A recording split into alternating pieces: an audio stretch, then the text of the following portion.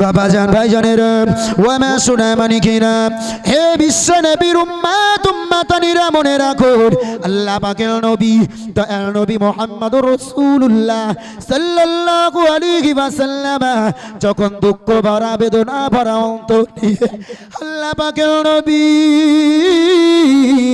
চাচা আবু তালিবের দরবারেতে ফরিয়াদ করে করে বললেন, চাচা আবু তালিব মুহূর্তের ভিতরে নিজের তলোয়ারটাকে কোমর থেকে বার করে বললেন, বেটা মুহাম্মদ, আজ আমি তোমার চাচা আবু তালিব বলি, বেটা তুমি চলে যাও গোটা আরব নগরীর বুকে, তুমি তোমার আল্লাহ দ্বীনটাকে প্রচার করো, তুমি তোমার মাবুদ, তুমি তোমার স্রষ্টা, তুমি তোমার মাওলার, তোমার আল্লাহ দ্বীনটাকে তুমি প্রচার প্রসার করতে লাগো।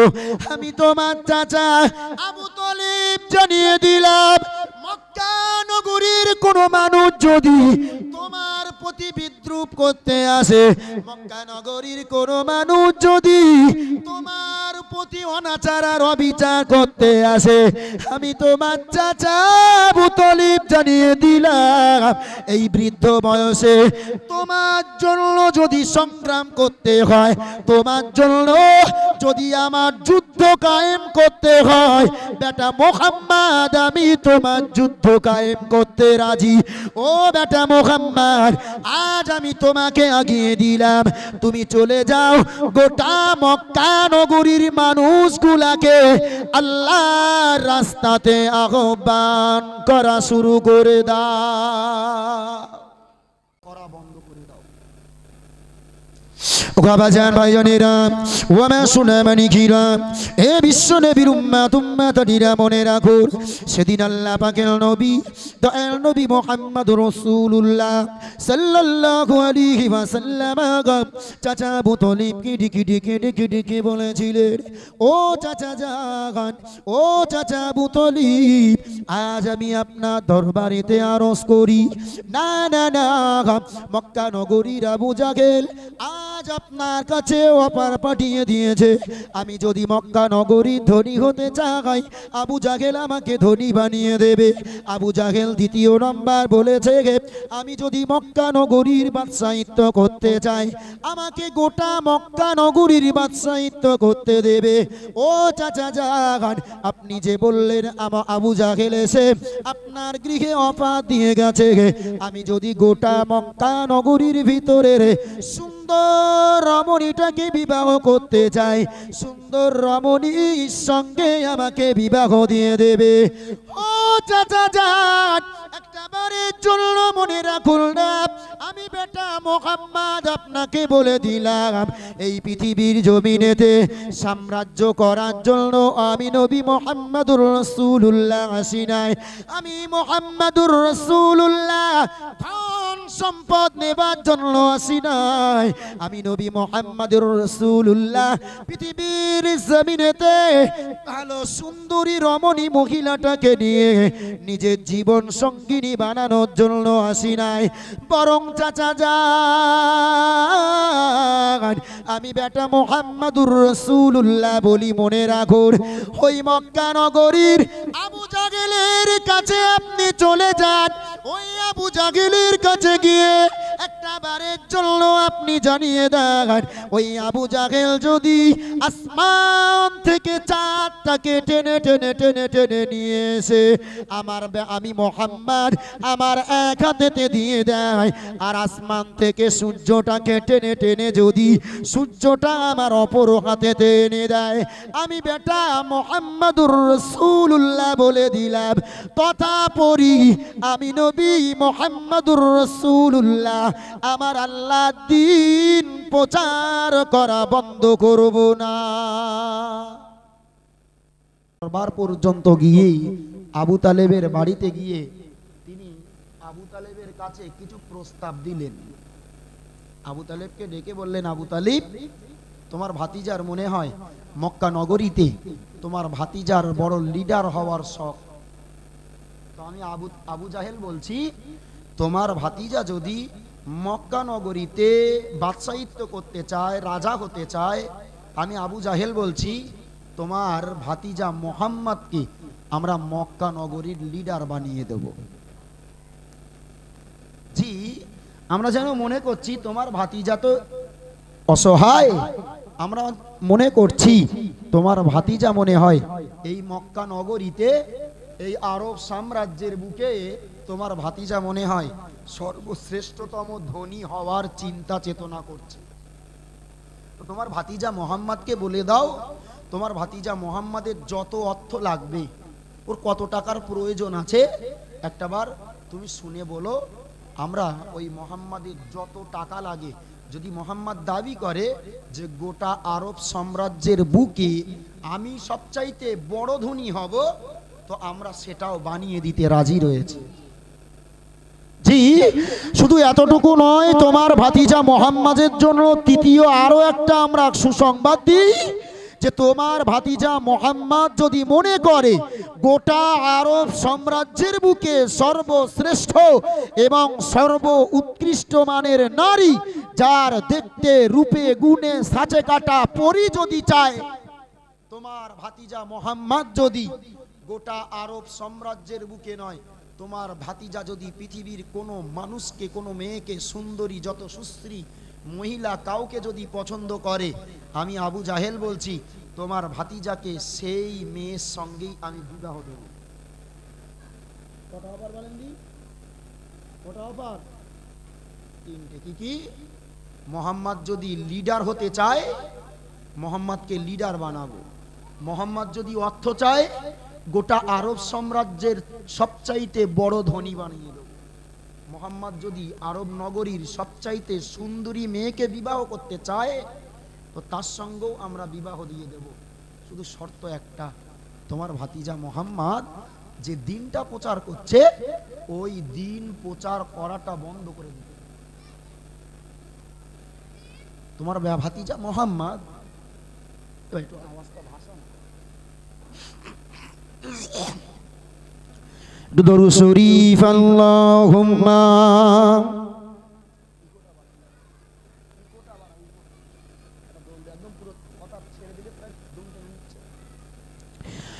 وعلى علي سيدنا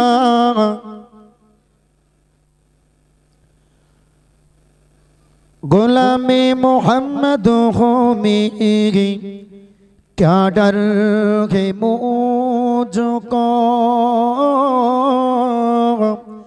गुलाम में उनकी गुजारा करूँगा अज़ल से पड़ा हो मेरी कदमों में उनकी जुदाई न हरगिज़ गवारा करूँगा अल्लाहुम्मा। बोले छेड़े दिली प्राय दम टेने निচ্ছে না, ওটা বন্ধ, ইকোটা বাড়িতে উঠে যাবে।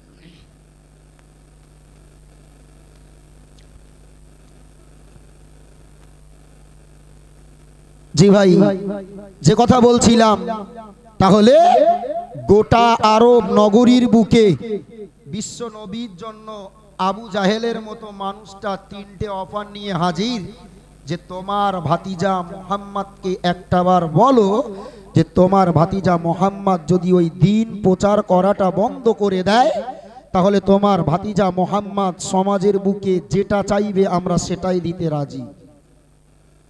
জি, দেখতে পাওয়া গেল নবী মুহাম্মদুর রাসূলুল্লাহ সাল্লাল্লাহু আলাইহি ওয়াসাল্লাম যখন দিনের শেষে দিনের দাওয়াত দিয়ে যখন বেলাটা গড়িয়ে গেল, রাত যখন হয়ে এলো, নবী মুহাম্মদুর রাসূলুল্লাহ সাল্লাল্লাহু আলাইহি ওয়াসাল্লাম যখন চাচা আবু তালেবের বাড়িতে এসে হাজির, চাচা আবু তালেব ভাতিজা মোহাম্মদকে ডেকে বলছে, ভাতিজা মোহাম্মদ, আজ আমার বাড়িতে আবু জাহেল এসেছিল, আর আবু জাহেল তোমার জন্য তিনটে বড় সুসংবাদ নিয়ে এসেছে, তুমি ওই তিনটে সুসংবাদ গ্রহণ করে নাও, জি তোমার জীবন পাল্টে যাবে।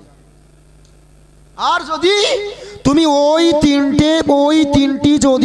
তিনটে অফার, ওই তিনটে শর্ত যদি তুমি মেনে না নাও, আমি আবু তালিব বলছি তোমার জন্য কিন্তু তোমাকে আমার ঘরে রেখে দেওয়া বড় কষ্টকর বিষয় হয়ে যাবে। তোমাকে আমি সেই 8 বছর বয়স থেকে আজ এই 40টা বছর তোমার বয়স, তোমাকে আমি সেখান থেকে দেখে আসছি, তোমাকে আমার ঘরে নিজের বেটার মতো মানুষ করেছি বেটা। তবে আজ যদি তুমি আমার এই কথা, আমার এই শর্তগুলোকে না মেনে নাও, তাহলে কিন্তু আমি তোমাকে এই আমার গৃহের ভিতরে আর জায়গা দিতে পারবো। এত সুন্দর অপার, এত জিনিস, এত লোভ, এত লালসা তোমাকে দেখিয়েছে আবু জাহেলের মতো মানুষ, যে মক্কা নগরীর লিডার, আজ আমার বাড়িতে এসে সে ঘোষণা দিয়ে গেছে যে তুমি যদি আরব নগরীতে সর্বাপেক্ষা ধনী হতে চাও তোমাকে ধনী বানিয়ে দেবে, তুমি যদি আরব নগরীতে সর্বাপেক্ষা বেশি বেশি পরিমাণে তুমি যদি আরব নগরীর লিডার হতে চাও তোমাকে লিডারও বানিয়ে দেবে, তুমি যদি আরব নগরীর সর্বশ্রেষ্ঠতম রমণীকে বিবাহ করতে চাও আবু জাহেল তাও তোমাকে সেটা দিয়ে দেবে। বেটা মোহাম্মদ, এই সুযোগটা তুমি হাতছাড়া করো না, তুমি এই 3টে সুযোগকে ধরে নাও। আর ওই যে দিন, যে ধর্ম তুমি প্রচার করা বন্ধ, তুমি প্রচার করছো, ওই ধর্মটাকে প্রচার করা বন্ধ করে দাও। ওগাবাজান ভাইজানেরা, ওয়ামা সুনামানি কিরাম, এ বিশ্ব নবীর উম্মাত উম্মাতানিরা মনে রাখো, সেদিন আল্লাহ পাকের নবী দয়াল নবী মুহাম্মদুর রাসূলুল্লাহ সাল্লাল্লাহু আলাইহি ওয়াসাল্লাম চাচা আবু তালিবকে ডেকে বলেছিলেন, ও চাচা জান, ও চাচা আবু তালিব, আজ আমি আপনার দরবারেতে আরজ করি, না না না, মক্কা নগরীর আবু জাহেল আজ আপনার কাছে অফার পাঠিয়ে দিয়েছে, আমি যদি মক্কা নগরী ধনী হতে চাই আবু জাহেল আমাকে ধনী বানিয়ে দেবে। আবু জাহেল দ্বিতীয় নাম্বার বলেছে, আমি যদি মক্কা নগরীর বাদশাহিত্ব করতে চাই আমাকে গোটা মক্কা নগরীর বাদশাহিত্ব করতে দেবে।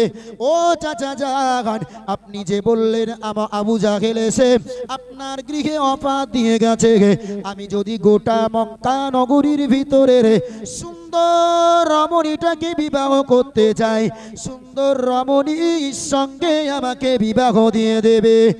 ও চাচা জান, একটাবারের জন্য মনে রাখুন না, আমি বেটা মুহাম্মদ আপনাকে বলে দিলাম, এই পৃথিবীর জমিনেতে সাম্রাজ্য করার জন্য আমি নবী মুহাম্মদুর রাসূলুল্লাহ আসি নাই, আমি মুহাম্মদুর রাসূলুল্লাহ ধন সম্পদ নেবার জন্য আসি নাই, আমি নবী মুহাম্মদুর রাসূলুল্লাহ পৃথিবীর জমিনেতে ভালো সুন্দরী রমণী মহিলাটাকে নিয়ে নিজের জীবন সঙ্গিনী বানানোর জন্য আসি নাই, বরং চাচা জান আমি বেটা মুহাম্মদুর রাসূলুল্লাহ বলি, মনে রাখুন, ওই মক্কা নগরীর আবু জাহেলের কাছে আপনি চলে যান, ওই আবু জাহেলের কাছে গিয়ে একটা বারের জন্য আপনি জানিয়ে দেন, ওই আবু জাহেল যদি আসমান থেকে চাঁদটাকে টেনে টেনে টেনে টেনে নিয়ে এসে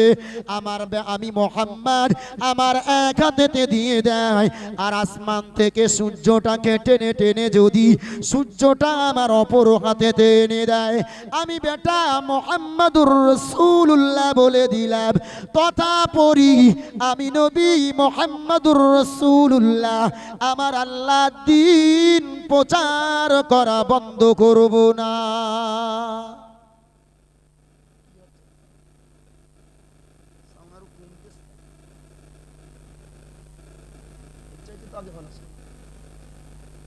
কথাই বলা যাচ্ছে না, টোটাল একদম ফুল দম টানতেছে, গলা চিড়ে যাচ্ছে। জি, প্লেন কথা বললেই গলা চিড়ে যাচ্ছে। জি ভাই, বেটা নবী মুহাম্মদুর রাসূলুল্লাহ সেদিন চাচা আবু তালিবকে ডেকে বলেছিলেন, চাচা জান, আমি পৃথিবীতে সাম্রাজ্য করার জন্য নয়, পৃথিবীতে অর্থ কামাই করার জন্য নয়, আমি পৃথিবীর জমিনেতে ভালো রমণী নিয়ে সংসার পাতার জন্য নয়, বরং আমি নবী মুহাম্মদুর রাসূলুল্লাহ সাল্লাল্লাহু আলাইহি ওয়াসাল্লাম বলি, আমার এক হাতে যদি আসমানের চাঁদ আর অপর হাতে যদি আসমানের সূর্যটাকে এনে দেয়, আমি নবী মুহাম্মদুর রাসূলুল্লাহ তথাপরি আমার আল্লাহ দ্বীন প্রচার করা বন্ধ করব না। জোরে বলবেন না সুবহানাল্লাহ। জি। আর চাচা যান, আপনি আমাকে বলছিলেন যে আমাকে ঘরে রাখতে পারবেন না, আমাকে ঘরে জায়গা দেবেন না। চাচা, সেই মায়ের গর্ভে যখন আমি 6 মাস, তখন তো আমার আব্বাজানকে হারিয়েছি। জি। পৃথিবীতে এসে মাত্র 6টা বছর আমি নবী একটু মায়ের আদর স্নেহ ভালোবাসা পেয়েছি। 6টা বছর পরই আম্মাও ইন্তেকাল করে গেলেন। দেখভাল করার জন্য দায়িত্ব নিলেন দাদু।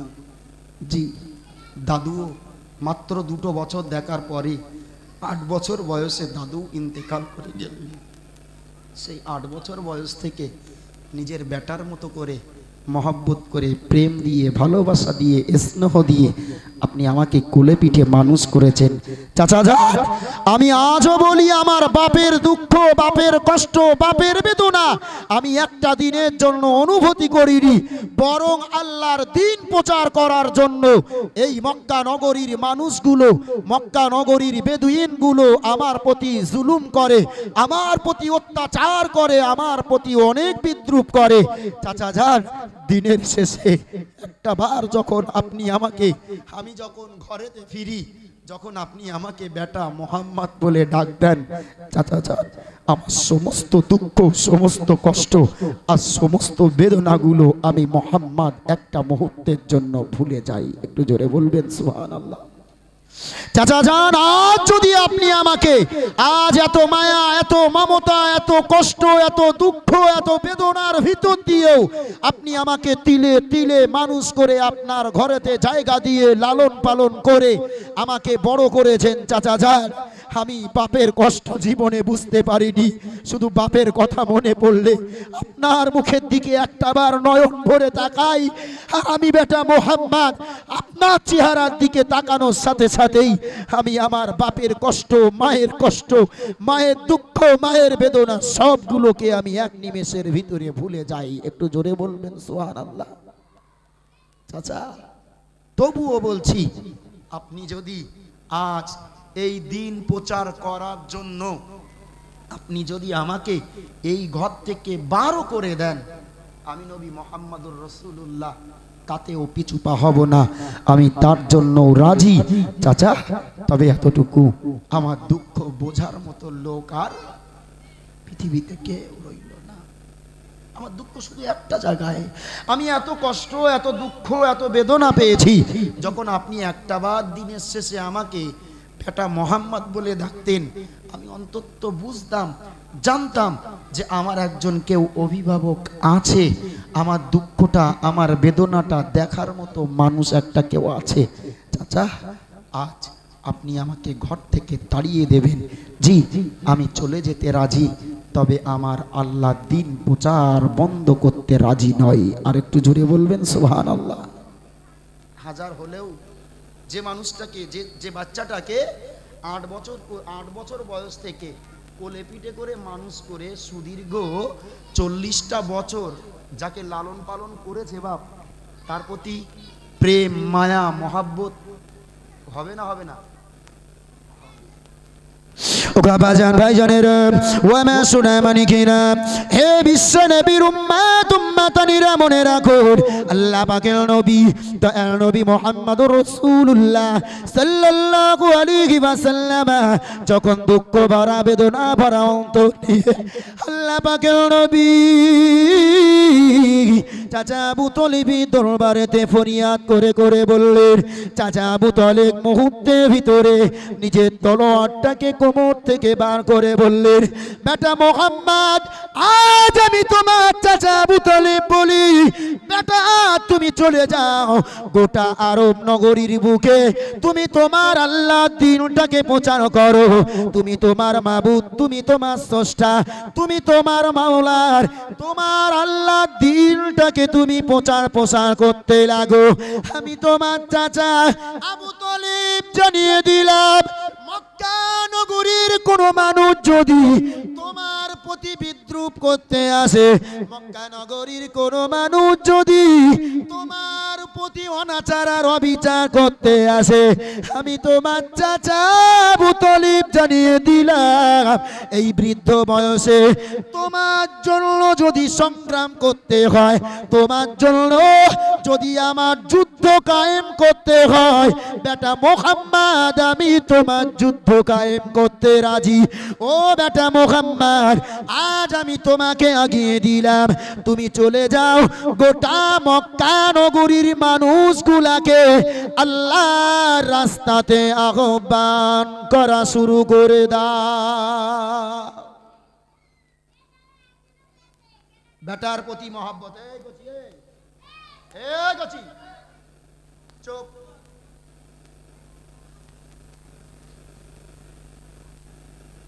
হাজার হলেও মনটা তো একটু জ্বলে না, একটা দিন হলেও তো লালন পালন করলেও তার প্রতি কতটা মায়া হয়, কতটা মহাব্বত হয়। আর সেই 8 বছর বয়স থেকে 40 বছর বয়স পর্যন্ত যাকে লালন পালন করলেন, তার প্রতি প্রেম মহাব্বত ভালোবাসা তো থাকাটা স্বাভাবিক। বরং ইতিহাসে বর্ণিত রয়েছে আবু তালেবের যতগুলো সন্তান ছিল, নিজের সন্তানের চাইতে ভাতিজা মোহাম্মদ তথা আমার আপনার নবীকে আবু তালেব বেশি প্রেম আর ভালোবাসা করতেন। একটু জোরে বলবেন সুবহানাল্লাহ। জি, সেই আবু তালেবের গৃহ নবীর যখন নবী, সেখান থেকেই নবীর কাছে যখন নিত্য কণ্ঠে বলা হলো, বেটা তুমি তোমার আল্লাহর দ্বীন প্রচার করো, যদি মক্কা নগরীর কোনো মানুষ তোমার বিরুদ্ধে সংগ্রাম করে, কোনো মানুষ যদি তোমার বিরুদ্ধে শত্রুতা পোষণ করে, আমি তোমার চাচা আবু তালিব বলছি, গোটা মক্কা নগরীতে এই বৃদ্ধ অবস্থায় যদি আমাকে আবারও তলোয়ার তুলতে হয়, আবারও যদি আমাকে সংগ্রাম করতে হয়, আমি তোমার চাচা আবু তালিব বলছি, তোমার আল্লাহ তোমার স্রষ্টার জন্য আমি আবু তালেব বৃদ্ধ বয়সে আবারও তলোয়ার খানা উঠিয়ে নেব। একটু সুবহানাল্লাহ।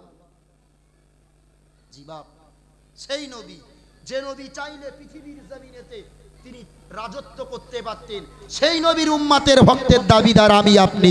যে নবী চাইলে পৃথিবীর জমিনেতে সব চাইতে বড় সম্পদ, বেশি সত্যের মালিক আনা যিনি পাইতেন, জি সেই নবীর উম্মতের ভক্তের দাবিদার আমি আপনি। যে নবী চাইলে পৃথিবীর সর্বশ্রেষ্ঠতম রমণীকে নিয়ে তিনি সংসার পাততে পারতেন, অথচ সেই নবীর জীবন ইতিহাস চরিত্রের ভিতরে দেখতে পেয়েছি নবীর এমনও দিন, নবী এমনও দিন অতিবাহিত করেছে, নবীর বাড়িতে মাস কি মাস অতিবাহিত হয়ে গেছে, নবীর বাড়ির উনানে একটা দিনের জন্য হাঁড়ি জ্বলেনি, মাস কি মাস পেরিয়ে গেছে। যে নবী চাইলে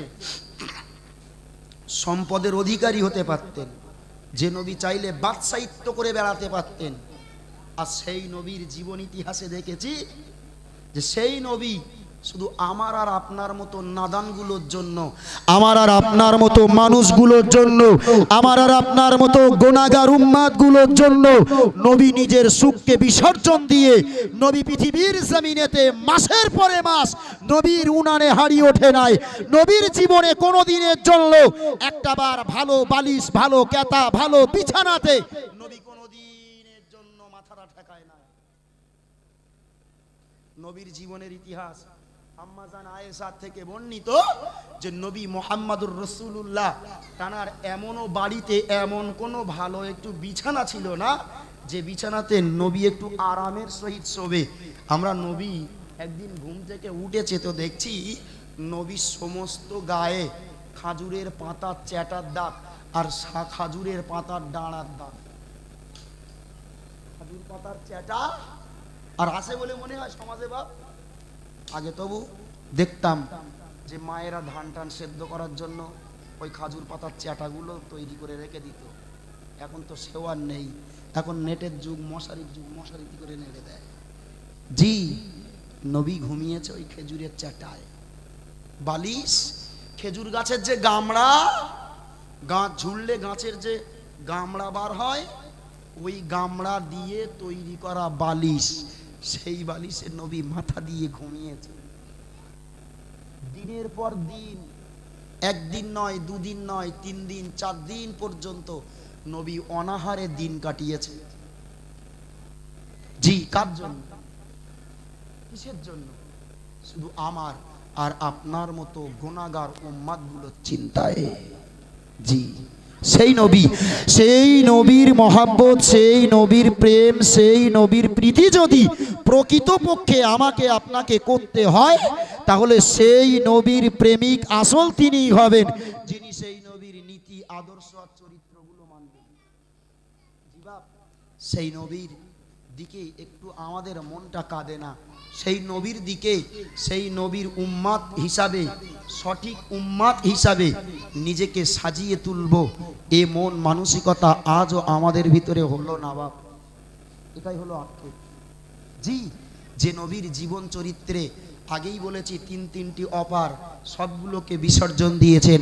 নবীর বাড়ির উনানে মাস কি মাস উনানে হাঁড়ি ওঠে নাই, এমনও দিন নবী অতিবাহিত করেছে পেটের উপরে ক্ষুধার যন্ত্রণা সইতে পারে না, নবী পেটের উপরে পাথর বেঁধেছে।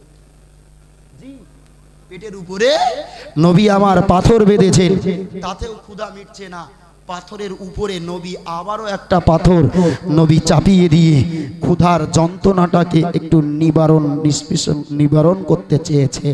জি, শুধু স্বার্থ একটাই, আমার আর আপনার মতো নাদানগুলোর চিন্তা। জি ভাবতে না বড় অবাক লাগে, ভাবতে খুবই আশ্চর্য লাগে যে নবী আমাদের জন্য নিজের সুখ বিসর্জন দিয়েছে, যে নবী আমাদের জন্য নিজের রাজত্ব, নিজের অধিপতিত্ব, যে নবী আমাদের জন্য নিজের সমাজের বুকে অস্তিত্বটাকে বিলীন করে নিজের দেহের রক্ত ঝরিয়েছে, যে নবী আমার আপনার জন্য পৃথিবীর জমিনে নিজে রক্তাক্ত হয়েছে, যে নবী পৃথিবীর জমিনে আমার আর আপনার চিন্তা চেতনায় নবী দিনের পর দিন ভূগর্ত থেকেছে, নবী অনাহারে থেকেছে। সেই নবীর জন্য আমরা একটা দিন অনাহারে থাকি না, সেই নবীর চিন্তা চেতনাতে আমরা সমাজের বুকেতে আমরা আমাদের ধন, আমরা আমাদের দৌলত, আমরা আমাদের প্রাচুর্যগুলোকে বিসর্জন দেই না, বরং আমরা ধন আর দৌলত কামাই করার জন্য, বরং সমাজের বুকে আমরা পৃথিবীতে আরামে থাকবো, সুখে থাকবো, স্বাচ্ছন্দ্যে থাকবো, তার জন্য নবীর নীতি আদর্শ আর নবীর চরিত্রগুলো আমরা বিসর্জন দিই। এটাই হলো আমার নবী প্রেমের উৎস। অথচ এই নবী আজও আমার আপনার মতো নাদানগুলোর জন্য কাঁদে। মদিনার সবুজ গুম্বজের তলে আজও প্রতি সোমবার আর